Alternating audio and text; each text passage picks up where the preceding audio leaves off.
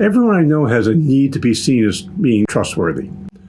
You not only want to be trustworthy, but those on your team want to be seen that way also. The challenge is your need for control and your team members need to be trusted. This can and often is a bottleneck that keeps companies from working well.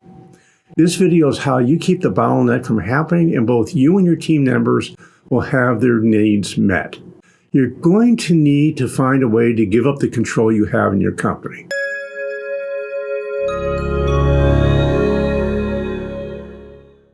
For most, the first time they work with bottlenecks, they find they're actually the bottleneck, meaning the owner is the bottleneck. Does that sound like it might be true for you?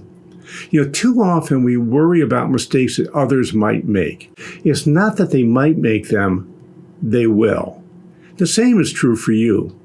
For some reason, we find that it's okay for us to make mistakes, but not others. Now, I wonder why this is true.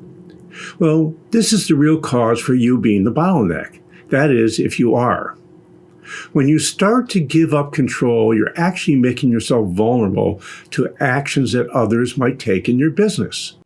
Sometimes you're not going to like the actions they take. Sometimes those actions will actually be wrong. When this happens, you now just created a teachable moment. When you look at giving up control as something that will allow you and your staff to grow, you will hopefully see that as a good thing.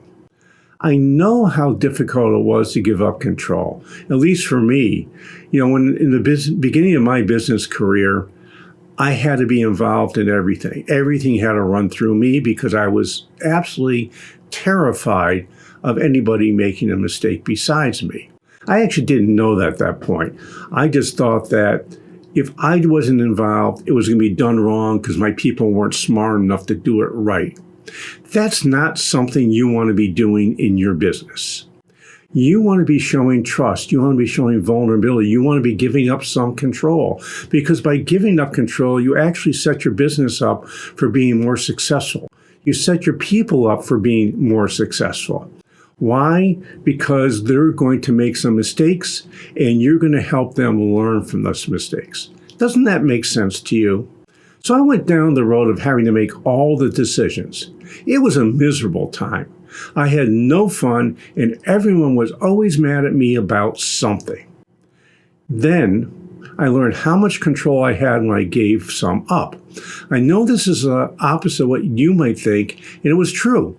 The more I gave up, the more time I had to focus on the important things that moved the needle in my company. Instead of getting involved in all the trivial things that happened and all the little things that really didn't matter if mistakes were made because they were easily corrected, I now, as I gave up control and let people handle that by themselves, I now had time to focus on the strategic activities that would move the needle in the company. And the truth is, the company, the value that you build in your company is not around the tactical things that you do. It's around the strategic things you do. So here are some simple steps to help you give up control in your business and have it be a good thing. Number one, start with small experiments. Remember my mantra of fail fast, fail cheap. So remember, when you're fail fasting, fail cheap, you're making small experiments that if they go wrong, it's not going to cause you or your business or your customers much of a problem. Number two, expect that when you first start to delegate, and yes, this is a sneaky video about why and how to be great at delegating, will not go very well. It just isn't. You're not going to do a great job of delegating the first 1, 2, 5, 10, maybe 25 times you try it. It's a process. You learn a little bit, you make a mistake. You learn a little bit more, you make another mistake. You learn a little bit more and you make another mistake. That's how you're going to get better. Number three, make sure you learn from your mistakes. Yep, there's that awful word. And then give it another try and you're likely to make another mistake which you can learn from. The truth is we don't learn when we do things correctly. We don't know why it went well. It just went well. That means next time it comes around, there's just as good a chance of going poorly, and then you're going to learn something.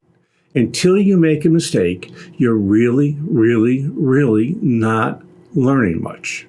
Now, if you get through the first 5 to 10 times of trying to delegate, you'll find that it starts to get easier. And that's something you want. Or at least I hope you want. We all want easier in our life. I want you to stop being the center of everything in your business. When you do this and start to give up control, you will feel that giving up control is in the best interest for you and all your stakeholders, especially for your team members. So I would love to have a conversation with you about what learning how to give up control would mean for you. So feel free contacting me at jpatrick@stage2planning.com to set up a time to talk. And in the meantime, if you're not ready to talk, download our free infographic on how to become a delegating ninja. And while you're at it, scroll down and let me know what you think about removing yourself in the middle of everything that happens at your business. Hey, this is Josh Patrick. You're at The Sustainable Business. Thanks a lot for stopping by. I hope to see you back here really soon.